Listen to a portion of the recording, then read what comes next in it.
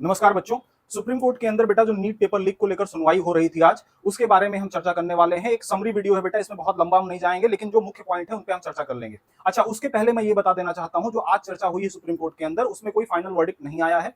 Next hearing date दी गई है और उस दिन फाइनल फैसला आ जाना है। जो भी होगा सुप्रीम कोर्ट उस दिन डिसाइड कर देगा। ये डेट दी गई है 22 जुलाई की। 22 जुलाई की डेट दी गई है। इस दिन जो फाइनल वर्डिक्ट है वो आना है, मतलब फाइनल हियरिंग इस दिन होनी है।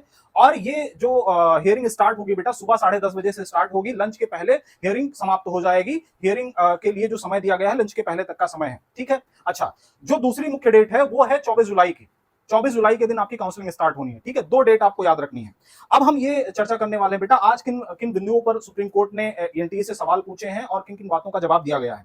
अच्छा, तो सबसे पहला जो सवाल पूछा गया था एनटीए से, पटना और हजारीबाग के अंदर जो पेपर लीक हुआ था उसके अंदर क्या क्या चीजें हुई हैं। तो सुप्रीम कोर्ट ने कहा भैया हजारीबाग में पेपर लीक कब हुआ, टाइम क्या है उसका और किस स्केल पे हुआ। तो कहना यह था एनटीए का कि जो पेपर लीक हुआ है वो सुबह 9 बजे हुआ है और 10:15 बजे के करीब में पेपर बच्चों को रटवाया गया। सुप्रीम कोर्ट ने यहां हालांकि पूछा एनटीए से कि भैया ये बताओ, 1 घंटे में पेपर कैसे सॉल्व हो गया। इसका कोई खास जवाब दे नहीं पाए वो। दूसरी चीज ये पूछी कि हजारीबाग से पटना पेपर कैसे गया। तो एनटीए का कहना था व्हाट्सएप के थ्रू गया है, व्हाट्सएप के जरिए गया है पेपर। और यहाँ पे कुछ डेटा वगैरह जब पूछा गया सुप्रीम कोर्ट के द्वारा, जो डेटा पुटअप किया गया है, जो एनटीए ने जो डेटा दिया है बेटा, वो डेटा कुछ इस प्रकार से है कि हजारीबाग में लगभग जो 2763 बच्चों ने जो पेपर दिया था, इसमें से 80 बच्चे अंडर 12 लाख रैंक हासिल कर रहे हैं। मतलब इनका किसी न किसी कॉलेज में हो जाना है, गवर्नमेंट प्राइवेट मिला के, है ना। और पटना के अंदर जो बच्चे जो है अंडर 70,000 आ रहे हैं बेटा, 70,000 के अंदर जिन बच्चों की रैंक आ रही है वो बच्चे हैं 1561 बच्चों की रैंक आ रही है। जो कि इनका कहना था, एनटीए का कहना था, यहां पे इस बात से आप, इस डाटा से आप ये समझ सकते हैं पेपर बहुत बड़े स्केल पे लीक नहीं हुआ और यहां पे कुछ खास जो है बहुत गड़बड़ी नहीं करी गई है। क्योंकि 2023 के अंदर अगर देखा जाए तो 1993 बच्चे जो है इस रैंक के अंदर थे, है ना। इस 70,000 रैंक के अंदर आने वाले जो बच्चे थे वो 1993 बच्चे थे। ठीक है। अच्छा, गोधरा को लेकर जो सवाल पुटअप किया गया तो उसमें बात ये आई कि एक ही सेंटर से, गोधरा के एक ही सेंटर से कैसे अलग अलग जगहों से बच्चे आके, अलग अलग स्टेट से आके बच्चे कैसे पेपर दे रहे थे। इस पे भी एनटीए कोई खास जवाब दे नहीं पाया। इस पे भी गोलमोल जवाब दे रहा था एनटीए, बहुत खास ऐसा कोई जवाब दे नहीं पाया जिससे सेटिस्फाई किया जा सके जजेस को, सुप्रीम कोर्ट के जजेस को, है ना। ये बात हुई। अच्छा, एक जो सबसे मुख्य बात बोली है सुप्रीम कोर्ट ने, ये कहा है क्योंकि जो पेटिशनर्स थे उनका कहना यह था कि हम जो आईआईटी मद्रास का जो डेटा आया है, जो बेल सेव्ड कर्व मिल रहा है, इस पे हम बहुत ज्यादा भरोसा नहीं करते। हमें ये डेटा दिया जाए कितने बच्चों का कैसे क्या है, हम एक जो है डेटा एक्सपर्ट से एनालिसिस करवाएंगे, हम भी अपना डेटा पेश करेंगे। तो इसके लिए सुप्रीम कोर्ट ने एक बड़ी इंटरेस्टिंग बात कही है। इन्होंने ये कहा है एनटीए से कि आप रिजल्ट रिपब्लिश करिए और इस बार रिजल्ट के अंदर बच्चों का नाम और रोल नंबर नहीं होना चाहिए, लेकिन सिटी सेंटर जरूर होना चाहिए। जैसे आपने पेपर जो रिजल्ट बनाया था, एकदम सेम पैटर्न पे रिजल्ट पूरा बनना चाहिए और उस रिजल्ट के अंदर बच्चों का नाम नहीं होना चाहिए, रोल नंबर नहीं होना चाहिए, लेकिन सिटी सेंटर जरूर होना चाहिए। कहां पे कितने बच्चे आए थे, कितने बच्चों ने पेपर दिया है, वो पूरा होना चाहिए, जिससे एक डेटा आ सके जो पेटिशनर्स हैं उनके पास, और वो भी एक डेटा एनालिसिस करवा के एक जैसे वेल सेव कर्व इनको मिला है, उनको देखा जाए कैसा कर्व मिल रहा है और क्या कोई गड़बड़ी दिख रही है उस कर्व के अंदर, क्या क्या उसके अंदर कुछ गड़बड़ी दिख रही है जो ये लोग बनवाएंगे। ठीक है, ये बात करी गई है। अच्छा, ये कब तक देने की बात करी गई है, रिपब्लिश करने की बात कब तक करी गई है, सैटरडे तक।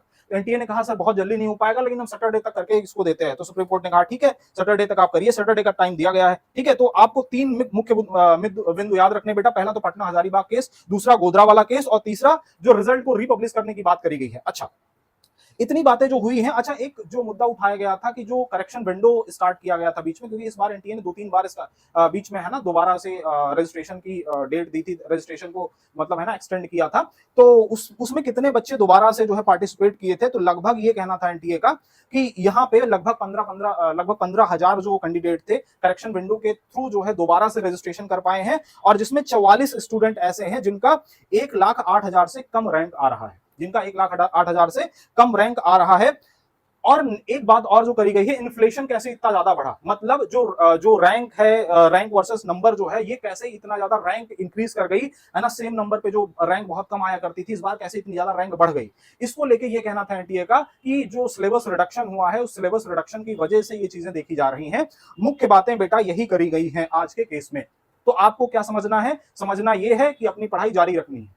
समझ रहे हैं आप, क्योंकि बेटा अभी कोई भी डिसीजन ऐसा नहीं, ना सुप्रीम कोर्ट की तरफ से ऐसी कोई बात करी गई है, ना उस पूरी हियरिंग को देख के ऐसा लग रहा था कि कहीं पे भी रीनीट की बात करी जा रही है। ये बात जरूर है कि जो मतलब अभी कोई फाइनल वर्डिक्ट नहीं है, 22 जुलाई के ही दिन पूरा पता चलने वाला है, तो 22 जुलाई का हमें इंतजार करना है, लेकिन हमें अपना समय नहीं गंवाना है, क्योंकि उस दिन भी हमें नहीं पता बेटा क्या वर्डिक्ट आने वाला है, क्या फैसला आने वाला है। तो हमें अपनी पढ़ाई को कंटिन्यू रखना है, सतत जारी रखना है, कंटिन्यू रखना है। थोड़ा ही पढ़िए लेकिन बेटा पढ़ते रहिए आप, है ना। पढ़ाई से अपना वो मतलब है ना, अपने आप को कट आउट मत करिए, वरना बड़ा दिक्कत होता है। जब एग्जाम मान लीजिए अगर डेट आ गई कोई, आपको है ना रीनीट देना पड़ गया, तो उसके लिए फिर बेटा आपको पढ़ना पड़ेगा और तुरंत पढ़ाई स्टार्ट हो नहीं जाती, समझ रहे हैं आप। तो इसीलिए पढ़ाई जारी रखें। और इस वीडियो को मैं कंक्लूड करता हूं बेटा, बहुत लंबा नहीं खींचने वाला ये वीडियो, है ना। तो आपको बेटा जो समरी है इस वीडियो की मैं दे चुका हूं। जैसे ही कोई नेक्स्ट ईयरिंग जो भी होने वाली है बेटा, उसके अंदर क्या किन किन बातों पर चर्चा करी जा रही है, वो मैं उसके ऊपर वीडियो बना दूंगा। और इसके साथ ही साथ बेटा अपना कंटिन्यू वीडियो आने वाला है पढ़ाई वाला, जिसके अंदर हम हर एक टॉपिक को लेकर एक छोटा छोटा वीडियो आपके सामने बनाते जाएंगे, या लेक्चर वाइज हम बनाते जाएंगे। आप लोग चैनल से जुड़े रहें। Thank you very much.